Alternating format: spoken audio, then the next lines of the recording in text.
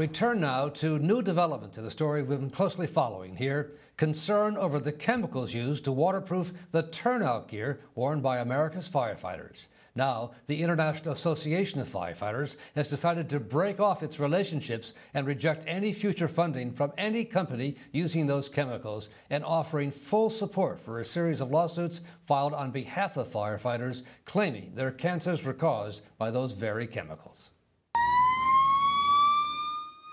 America's firefighters are responding to a new kind of alarm that could put them at risk. About a class of chemicals that's been used for years to waterproof what's known as their turnout gear. It's added to the turnout gear to keep them dry. When a firefighter is actively using a hose, they get wet.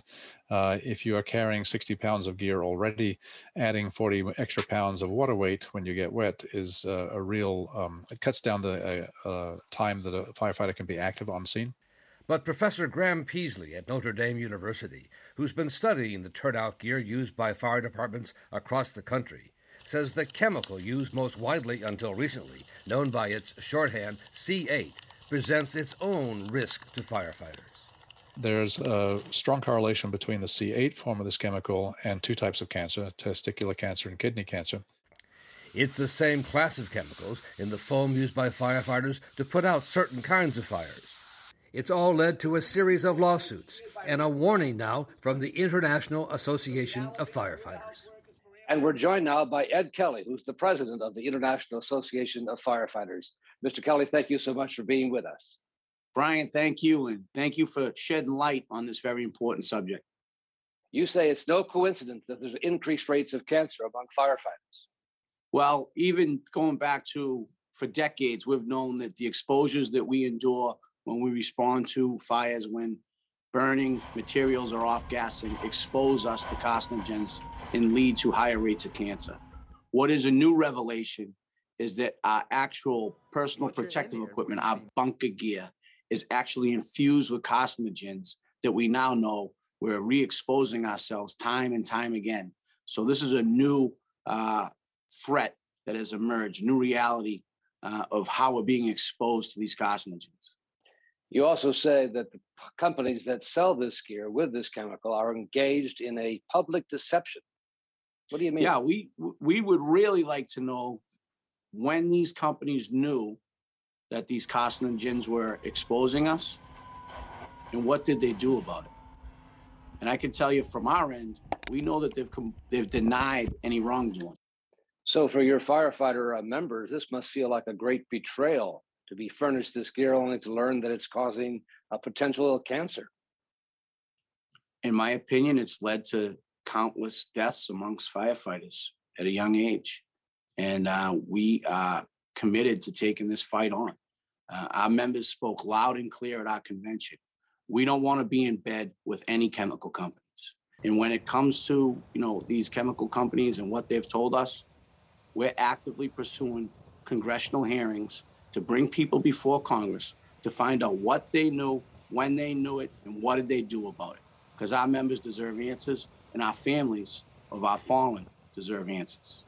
It was the case of a Massachusetts firefighter, Paul Cotter, that helped to spur the research. I was diagnosed with prostate cancer in October of 2014. I had treatment, surgery early in 15, and had to retire from the job. At any point when you were serving as a fire lieutenant on the force there, did you have any kind of warning that there was this potential harm from the turnout gear, the chemicals used to coat it? No, none at all. None at all. No one ever thought about the gear as being dangerous. But we wore it all the time. We wore it shopping. We wore it sitting around in the kitchen. It was our safety net, our gear. It was only after Cotter's cancer diagnosis when his wife Diane began to do her own research and contacted the Notre Dame professor that he learned of the potential risk. I was pissed.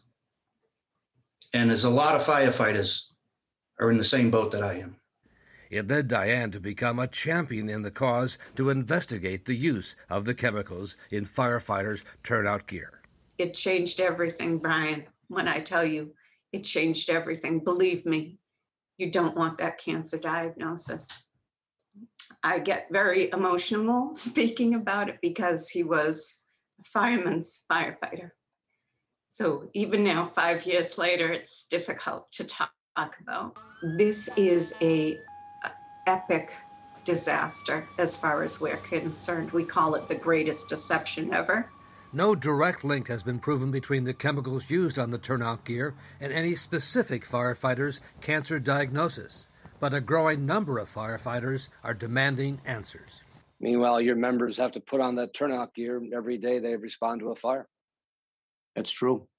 That's true. And it's a painful reality of the situation that we're in. So finally, what's your message to your firefighter members?